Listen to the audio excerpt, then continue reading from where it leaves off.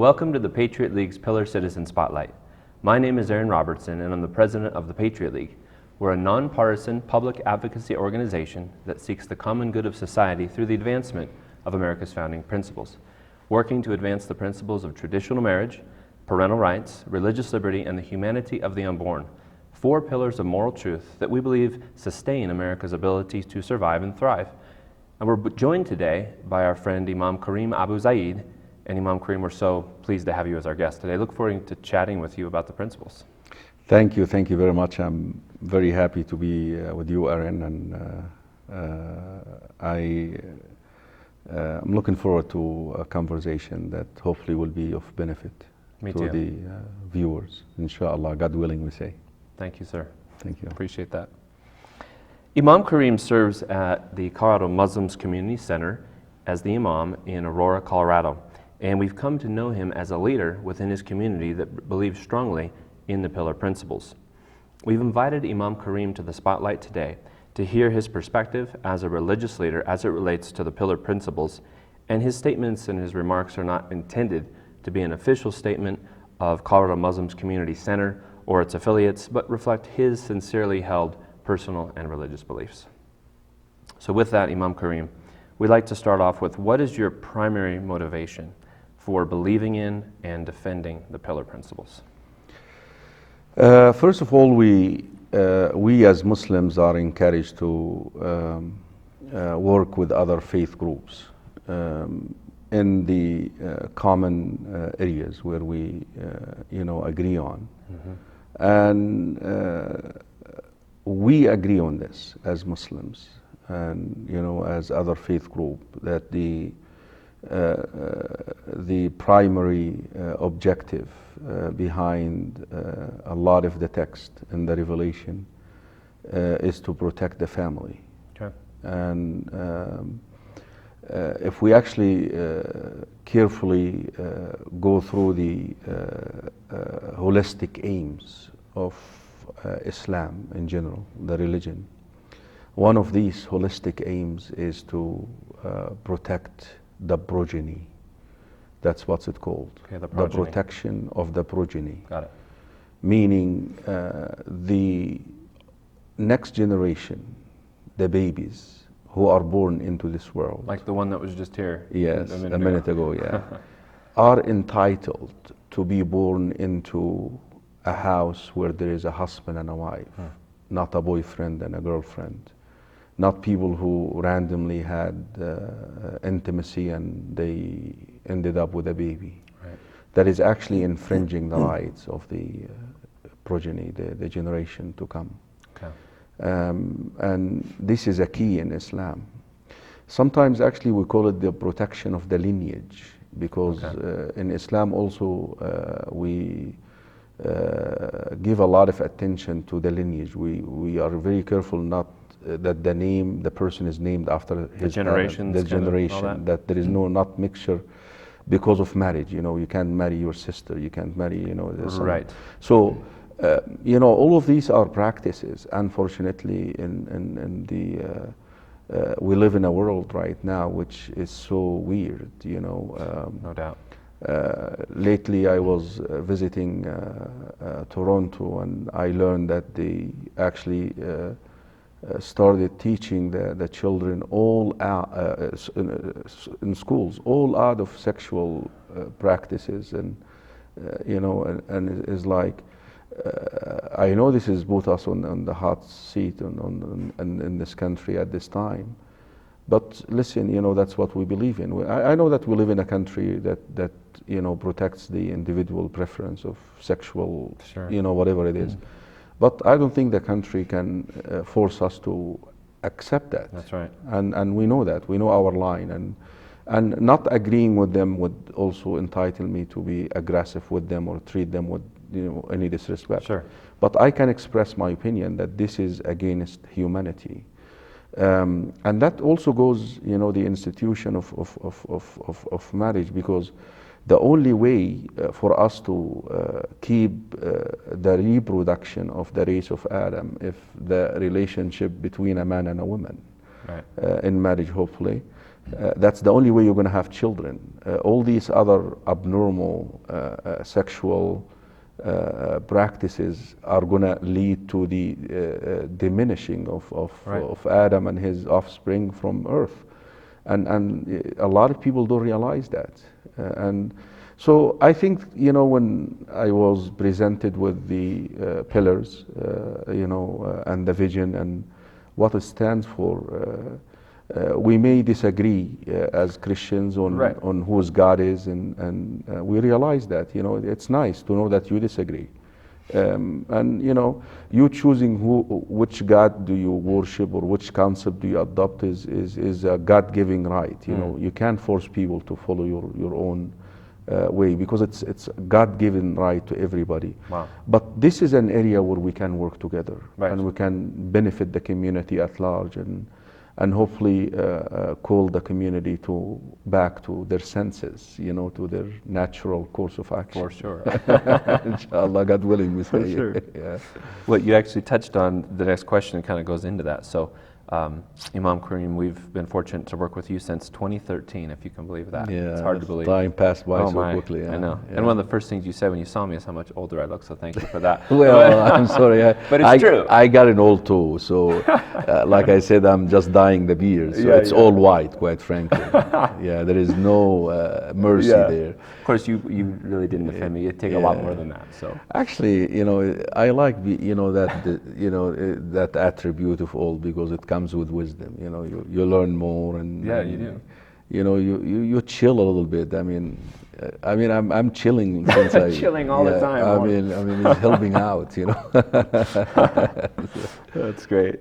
So we have worked with you since 2013 as part of our Pillar Project, and that's a non-ecumenical coalition of religious leaders calling on their governing officials to defend the Pillar principles. And knowing you as we do, we'd like to discuss a sensitive topic right out in the open, while still early in the conversation, because some of our viewers may have a hard time hearing what you have to say until they've heard you on this. And so with that said, there are some in American society who would view you, because of your Islamic religion, as an advocate of violence towards those who don't adhere to Islam. So what would you say, and you kind of touched on this already a little bit, but what would you say to those individuals who may be concerned about this? Well, I mean, actions speak louder than, mumbling. I mean, I like, my wife is from Missouri, and I like what they have there on the license plate. I don't know if you ever been to Missouri or not. Show me state. Yeah. I mean, people can say what they want to say, and I understand the motive behind it. I think being a firm believer in the principles of religion, the monotheistic religion, and the promotion of morality, and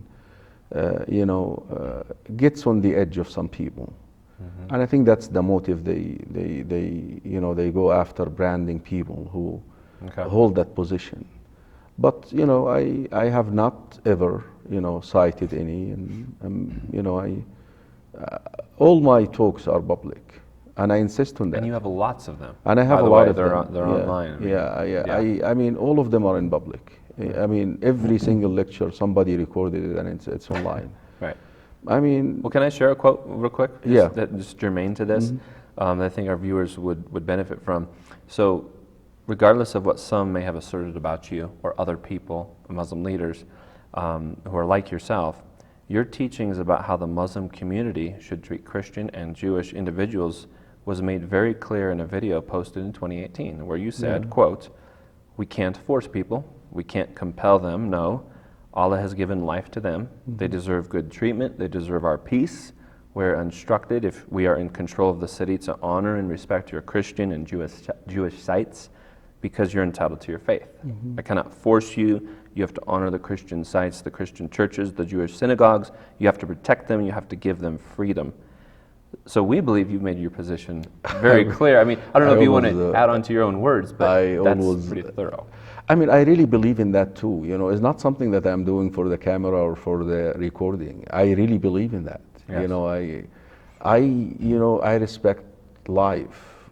I honor life, and God created those people, and God created them for a purpose, and I'm just here to show them in the kindest way possible, my way. And God given them the freedom to choose. You know, if God wants all of us to be one way, He would have done that. Right. He would have done that. So why would I take on the work of God?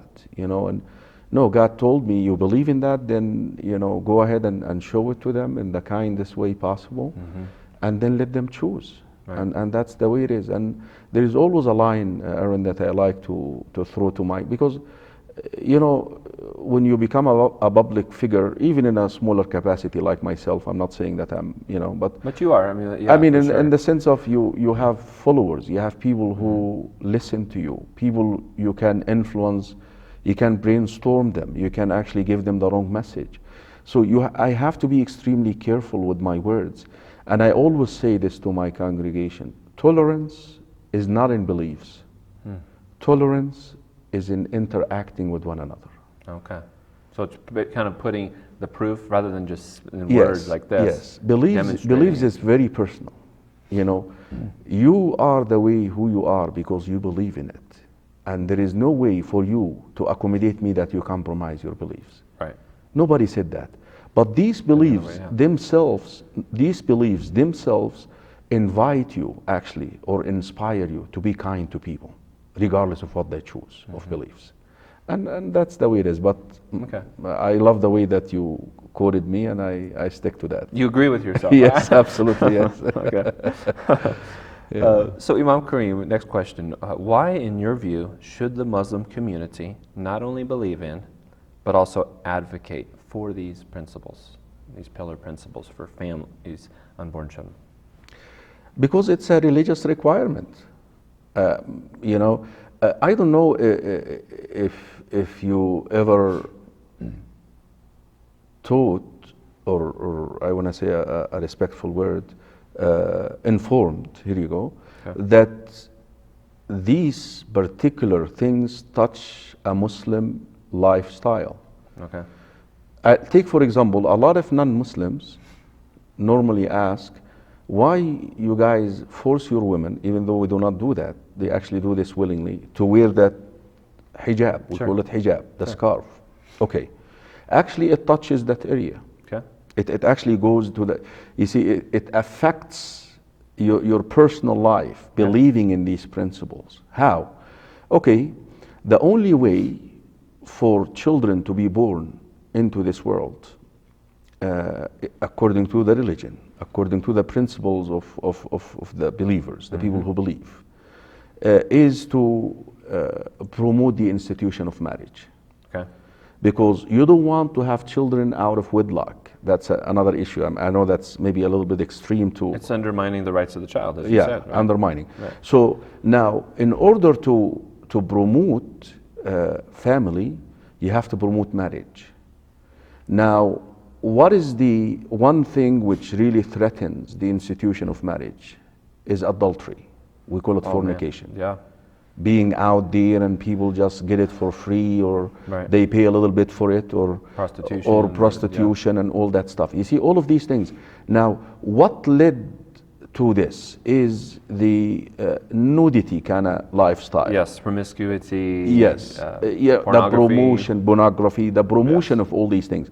So, you see, so Islam or the religion sometimes sacrifices individual freedom for the collective.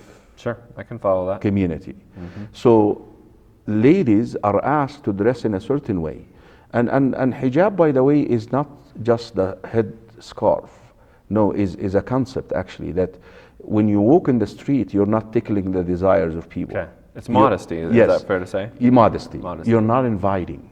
You're not inviting.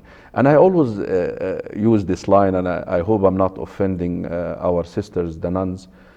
You know, whenever, Aaron, and I'm going to address that question to you, and I know your wife is going to get on you after that, if you answer the wrong answer. If you see a nun in the street, do you ever consider flirting with her? No, because she's sending a message, you know, through your modesty and through your, you know. So these principles which out there touches my life, the way how I treat, probably, I don't know if you've been around me or not, but a lot of non-Muslims, when they come and they want to shake my hands, the ladies, I said I can't shake hands because I'm not supposed to touch somebody that I'm not, married to. Okay, yes. That was my understanding, actually, of the Muslim teaching. But I'm sure I'm sure not every Muslim does that. So actually, this is not.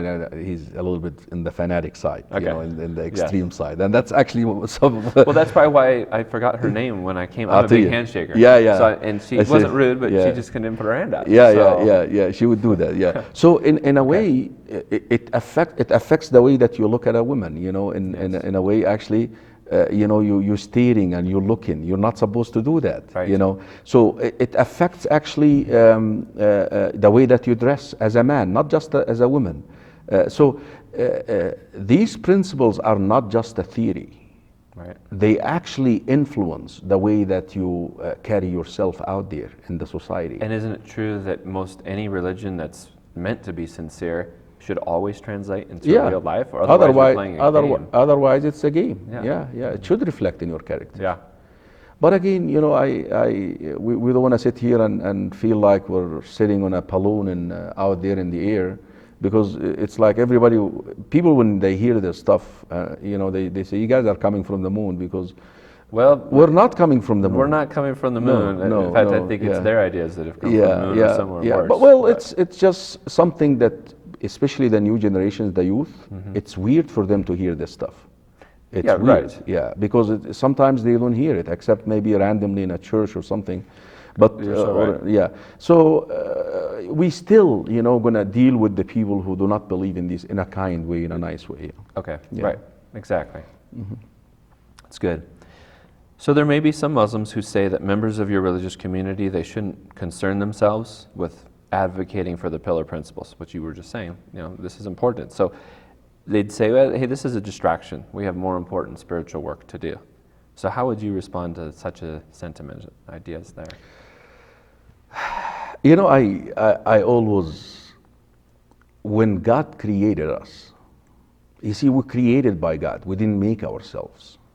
Or there is no other person out there who made us. I know that there are people who believe that we're apes or chimpanzees somewhere. I mean, again, we go back to that circle of, right. Pick up what you want. But God, you see, God. I was just going to say, most people we work with, by the way, believe there's a creator. Now, they may not agree on it. Well, this is a video. This is a video. I don't know who's going to be watching it. Right. So we have to be also, Yes, but let me say, by all means, if there's somebody who, let's say, is not religious, we would welcome them to stand with us. Yeah, I mean, I think that's the intention. We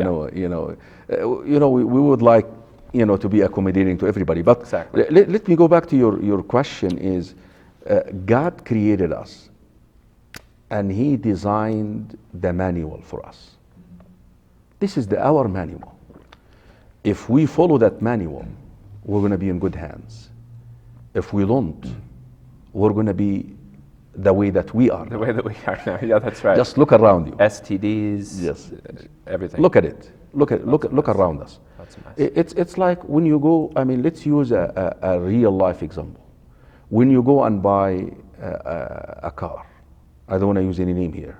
Let's say no brands. I mean, you get the manual with it, right? Yeah. Every 3,000 miles, change the oil. You take this. That's exactly how the revelation, the Torah, the Gospel, the Quran, and these other revelations, they came down to organize your personal life, to organize your relationship with your family, with your spouse, with your relatives, with your wider circle, with your neighbors, even with the people who don't believe in these principles. So whenever you stay away from that curriculum, from that manual, I'm telling you, you mess up a big time. Right. And sometimes we're having that growing or mounting atheism in the society. Right. And when we address atheists, and they ask us, what is the proof that there is a God? One of these evidences which we use is, you may find somebody who's sniffing drugs, who may having a messed up life. The moment that he begins to practice the religion, practice that curriculum, that manual, his life is back on track. Maybe not right away, 6, 7 months, based on his intention. So I say to those who disagree with me, listen, one day you're going to realize it, but the hard way. Why not the good way? The hard way. Yeah, why not come, before messing up your life, before, corrupting it. And like you say, the society is just truly a mess. It is. I mean, look around you. And most of it's hidden from us, right? I mean, there's things that are censored from our view, associations of immoral behavior, and its effect on crime in our communities, I don't think are highlighted very well, the connection. I'm going to say it to you, Aaron, and in a nutshell, like they say. The moment that you remove religion from the picture, religion is only confined to a church or to your personal thing. Yeah. When you get into a gathering right now and you start talking about, that's a personal thing, you're not supposed to talk about that. It's like your personal life. The moment that you do this, what is the criterion for morality then? It's a great question. There is none. I mean, other than what the majority says, right? You see, the religion produces morality. The religion. You see, religion is beliefs. Who is God and the concept. And the sets of unseens. We're talking about jinn right before the show, the demons and stuff. You believe in that.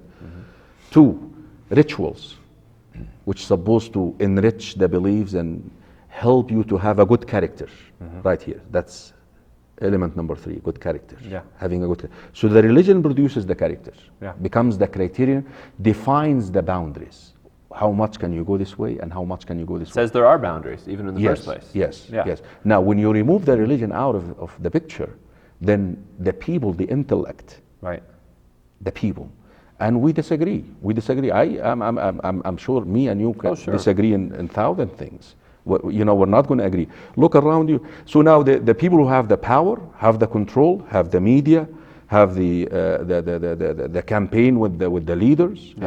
Have the people, the politicians who buy the politicians, will promote their brand of morality. And that's what's happening in our world now, unfortunately. That's exactly what's happening. And we're only one little voice out there in the jungle, calling, come on, guys, come back, But this is why it's so important that people like yourself, you and me, and all the people that kind of we represent, if you want to think of it that way, that we're associated with, for so long have refused to work together on what we do agree on. We don't have to pretend we agree on anything other than these 4 items. No. That's okay. No. It's okay, because we have to influence one another and persuade another through, like you were saying, our conscience on those other matters. But in the meantime, if we can't preserve these pillar principles, the civil society around us will suffer, in your and it will get to ours, you. Will collapse everywhere. And it will get to you. And it will get to That's you. the thing. I mean, I'm really, in doing this, you know what I'm trying to do? I'm trying to protect my own children. Absolutely. I'm trying to protect my own family. Because one day my child will deal with this, whether directly or indirectly. And, I can only do what God placed in my hand of power and strength. But at least in the day of judgment, I can say I tried, and I can go to bed at night and say I tried. But I'm really trying to protect my own self. Right. And in the culture, it bothers me how there's a very deceptive way, like you were talking about immorality, on the videos, or people, the way they dress, pornography. People like to show that on a television screen, and they don't show you the consequences that happens, right? They just show you the pleasure. Well, we all like pleasure. I mean, who doesn't, right? We like pleasure. But it's a question of what happens when I put pleasure as the very top priority in my life.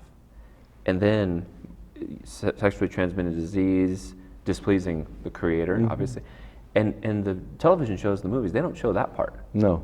And that's deceptive. That's not loving our children and telling them the truth about, okay, put your hand on the stove, you're going to get burned. Well, we teach them then, but why aren't we teaching them about, here's what happens if you engage in sexual morality? That's deceptive. I think the statement that the people of faith are busy, Yeah, exactly. That's exactly what they're doing. And they have taken, the other groups have taken the opportunity to promote their agenda and advance it. And we're realizing this now. And we have to Right. come back to our senses, and hopefully some more will join in, inshallah. Exactly. God willing. Well, we're so appreciative of our Yeah. friendship with you over the Yes, years. absolutely. It's very I'm important. really Yeah. I'm happy to be part of this myself personally. Yeah. Thank you. Yeah. Let's talk about some laws that have been passed this year in the state of Colorado by our elected state legislators. And I always like to remind people they are elected, so we can change that as well. But that's another discussion.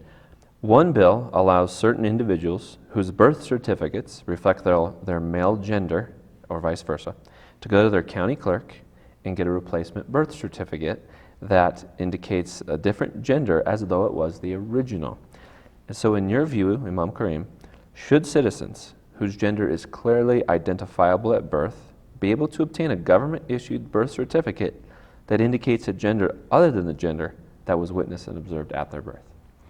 I'm going to answer through one verse in the Revelation in the Quran.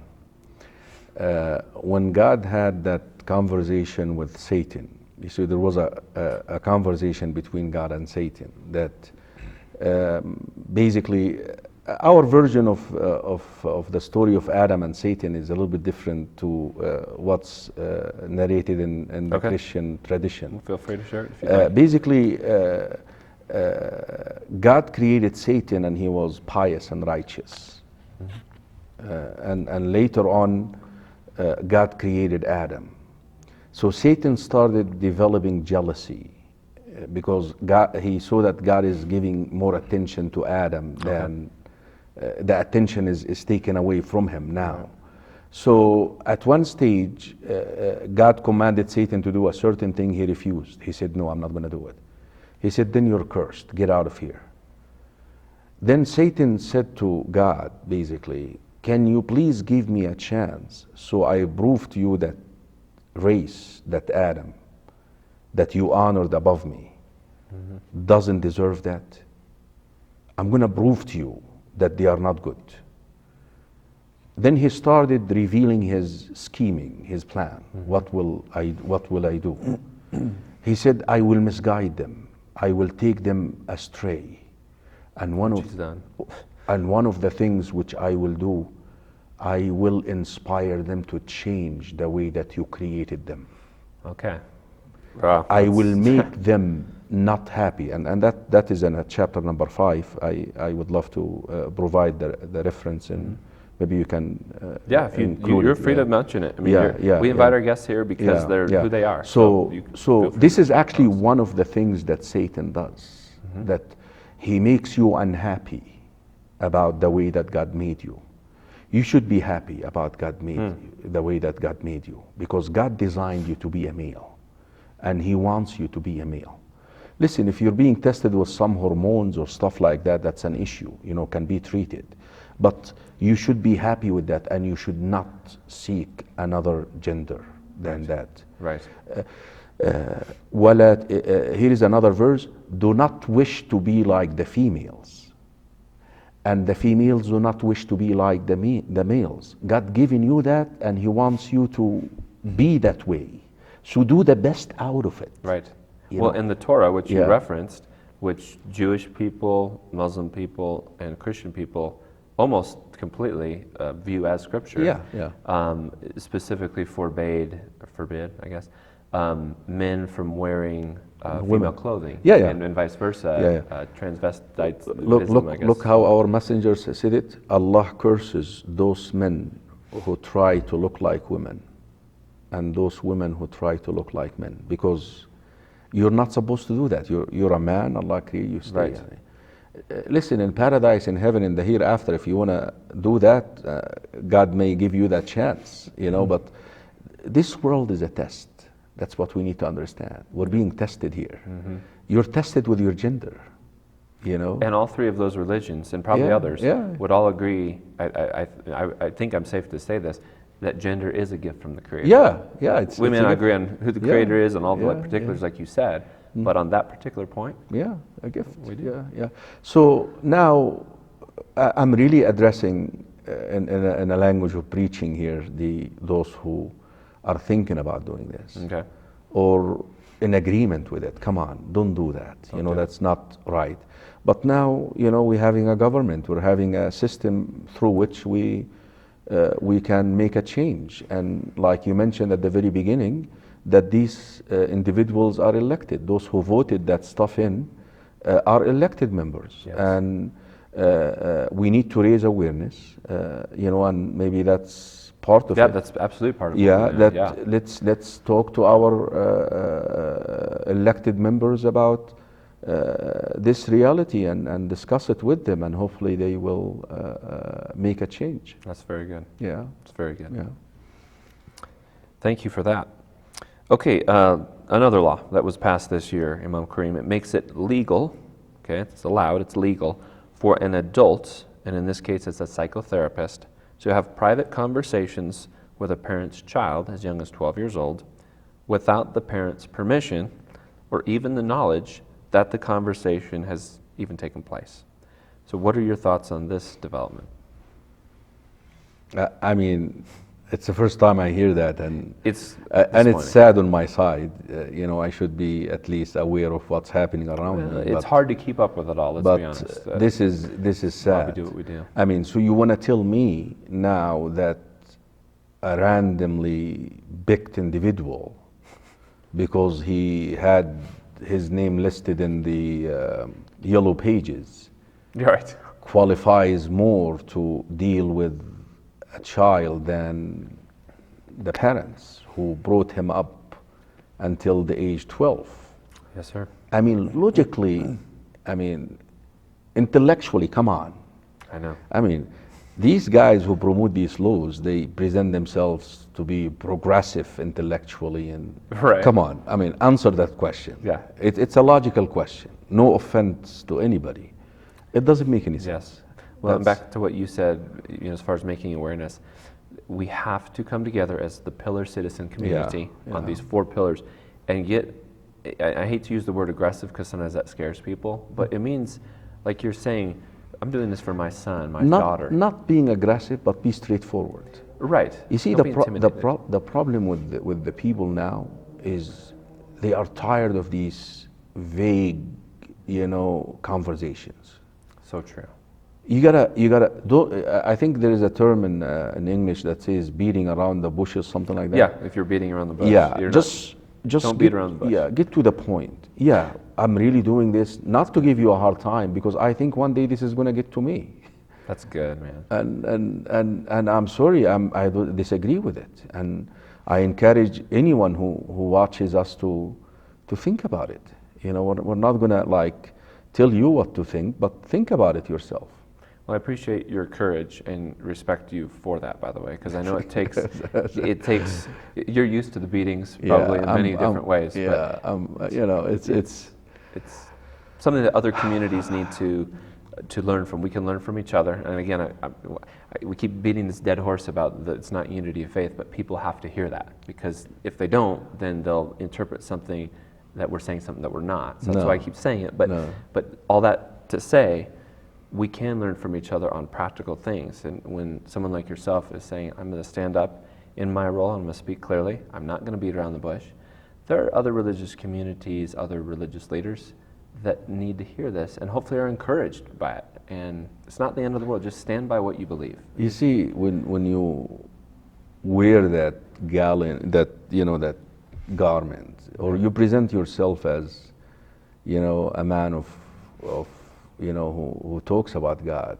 talks about, you have to be straightforward, you know, and this is what people are looking for.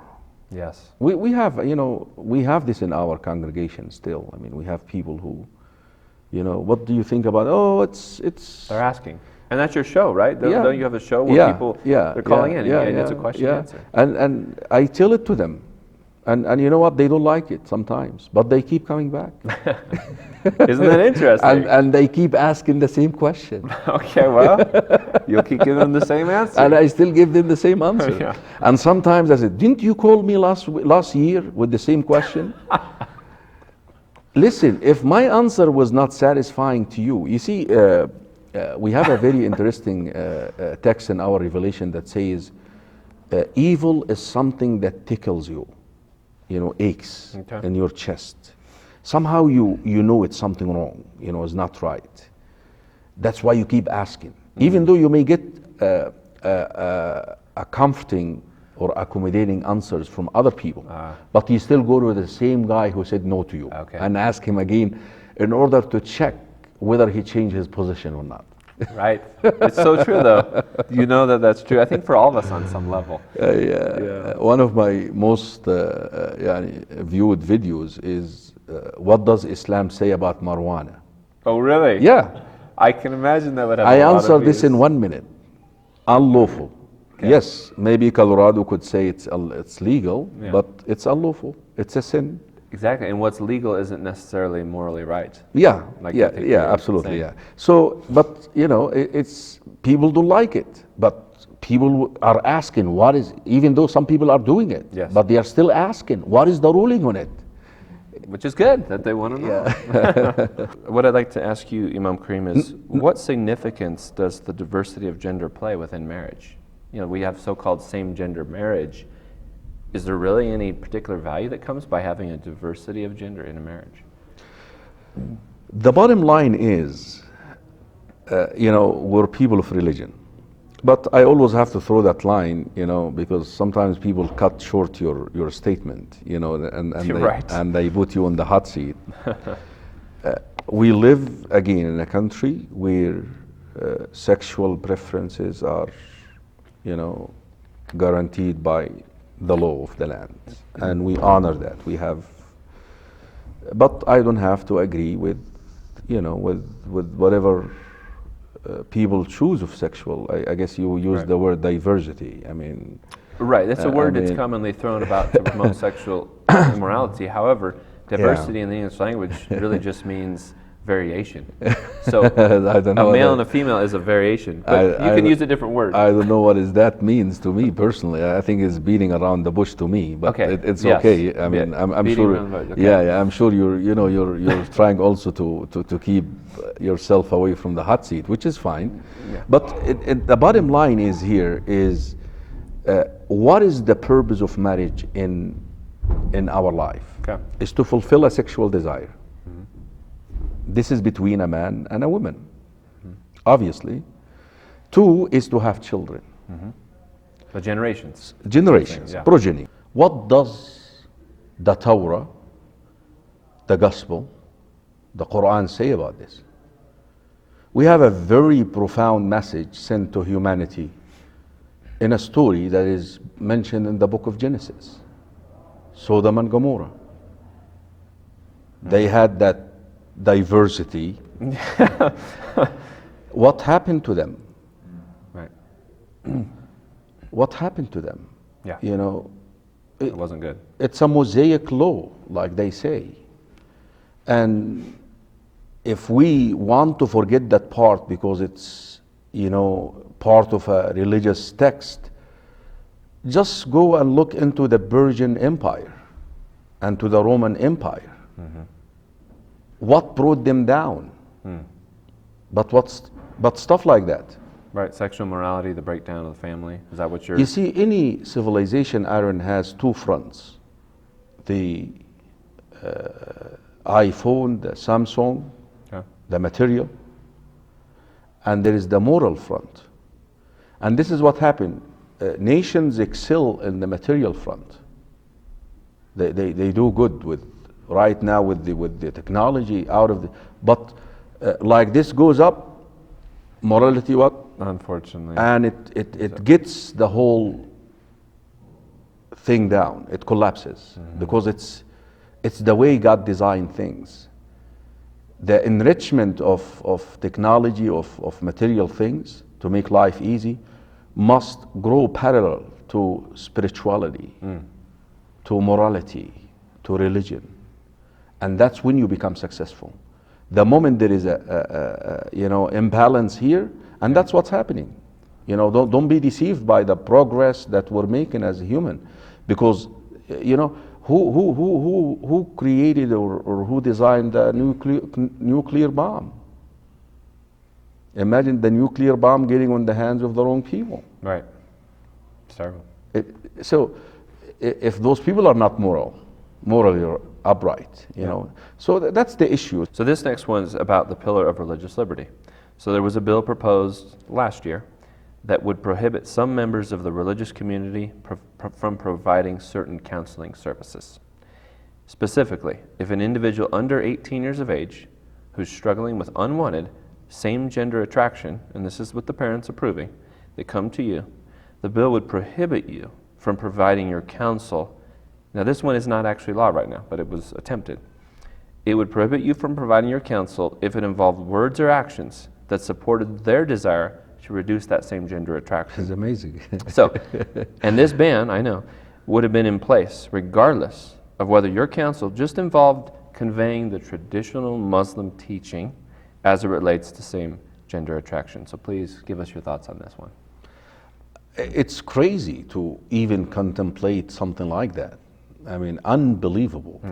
Where should they go to? To the diversity guy to counsel them? I mean, The psychotherapist. Back to the psychotherapist. I mean, it's no comments, really. Got you. Yeah. Yeah, point taken. So it seems that those who are working to undermine the pillar principles, they have most of the momentum in the culture right now. Yeah, it is. Yeah. How do we change that, or should we just accept it? You see, amazing. I was sharing this with my community last night. Even though you have water for me here, but I'm fasting. You know, I can't be drinking. Okay. But it's good for the camera. Yes, it is. But in Ramadan, that's the month now. At night we have that congregation every night, and I get to talk to them, and one of the verses in our revelation that says, God loves those who are reformers, those who rectify. Okay. You see, we have two words for this: Salihin, righteous, Muslihin. They sound the same, don't they? No, but God would have said that God loves the righteous. No, God said those who try to pass on the righteousness to others. You know, so what I'm trying to say is, if you are in that field, you can't give up. Okay. Because your motive is God. You want to get that love of God. You want to, you know, this is the work of the prophets and the messengers and the people who came and changed history throughout time. They cannot accept the status quo. You cannot. So even if you're outnumbered, even if, again, because you're trying to make a statement to your God, and sometimes we say to your consciousness, Okay. I don't agree with this. You know, that's not my principle, and I don't like it. You know, and if I can change it peacefully, if I can change it whatever means, whether it is voting, election, whatever means, lawful means. Again, no outlawed practices here. Anything that is lawful, that the system, that the people who actually are promoting this approved Right. for us to do. We should seek and to make a change. And if you can change one heart, one soul, is sufficient. We know that citizens who care deeply about these principles, they often hold very divergent theological perspectives, or they have no theological basis at all. So in your view, should these pillar citizens work together to advance our shared principles, and if so, on what basis? In other words, how can they do so without compromising what's most important to them, their beliefs and their faith? All religions agree, do not kill. General, do not kill your children. Okay. All of us agree on this. Yeah. All religions produce, if you look carefully into the text of a Jewish, a Christian, a Muslim, you will find the promotion of these practices. Okay. We can agree on this, and we should work together to at least bring this message out there. Yes. To the people. Other, stuff that we disagree on, like I said earlier in our interview, that, there is no way we're going to agree on the actually major issues. Sure. But this is at least a Theological common, yes, stuff, yeah, yeah. the theology, the belief system. Yeah. You know, we call it aqidah in Islam or tawheed. But this is a common ground. Yeah. Why not? Why not? They work with one another out there on smaller scale, smaller ground. So true. They disagree on other things. If we give up, by the way, because right now they are united against here. But if we give up and said, okay guys, you got it, Yeah. they're going to start fighting one another. They will, because they have a lot of differences. They do. Yeah. Yes, they do. Yeah. So as we wrap up, Imam Karim, what would be your final thoughts for us as it relates to the pillar principles? Keep going. You know, keep up with the good work. I think I wish I can contribute more, but the message is crystal, it's clear. When you have the truth, no one can defeat you. No one, I'm telling you, no one can defeat you, because they know inside them, in their consciousness, that this is the truth and this is the way it should be. They know it, but they just, living in this plastic, artificial, Plastic world, and they are deceiving themselves. That is why we have to keep going. We have to keep going until, we believe that Jesus is going to come down into earth and he's going to help us out one day. Yeah. Well, thank you for that. You're welcome. Very much.